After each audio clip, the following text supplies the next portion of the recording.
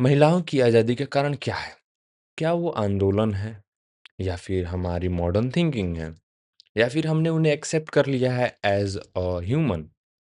या फिर कहीं न कहीं धर्मशास्त्र का अर्थशास्त्र के नीचे दब जाना है?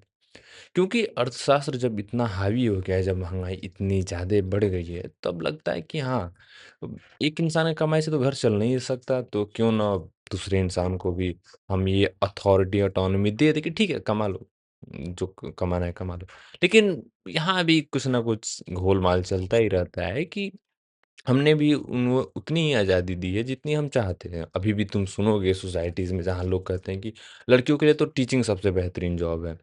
लेकिन जब भी धर्मशास्त्र का नीचे दब जाना और अर्थशास्त्र का ऊपर उठना होता है, ये चीज़ें दिखेंगी, हमेशा दिखेंगी। जैसे कि तुम देखोगे कि कहीं न कहीं, किसी न किसी कोने पर एक बाबा होंगे, जो बहुत प्रखर आध्यात्मिक होंगे, बहुत ज़्यादा ही एंटी मटेरियलिस्टिक होंगे, लेकिन तुम उन्हें भी देखोगे, जब वो रोड पर निकलते हैं, जब वो गौ रक्षा की बात करते हैं, तो कहते हैं कि इन गौ हत्या के कारण हमारा देश नीचे चला गया। लेकिन जब वो अपनी दुकान में होते हैं, तब बोलते हैं ग्राहक से कि अरे भैया, ये तो चमड़े का एकदम प्योर काफ लेदर का बना है, इतना बेहतरीन कि इतना मुलायम है, कभी फटेगा नहीं जल्दी।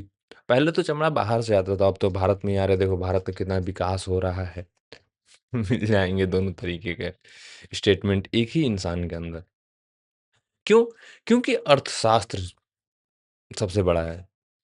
अर्थशास्त्र ही धर्मशास्त्र से ज़्यादा बड़ा हो गया है और यहाँ शास्त्रों की लड़ाई में ऑब्वियसली अर्थशास्त्र ही जीतेगा। क्योंकि धर्मशास्त्र तुम्हें 2 वक़्त की रोटी कमा करके घर पर खाना तो नहीं दे सकता ना। देगा तो वो अर्थशास्त्र ही, और अर्थशास्त्र ही सबसे बड़ा शास्त्र है, ना कि आपका धर्मशास्त्र। ये आइडिया मुझे मिला हरिशंकर प्रसाद की किताब से कि शिकायत मुझे भी है।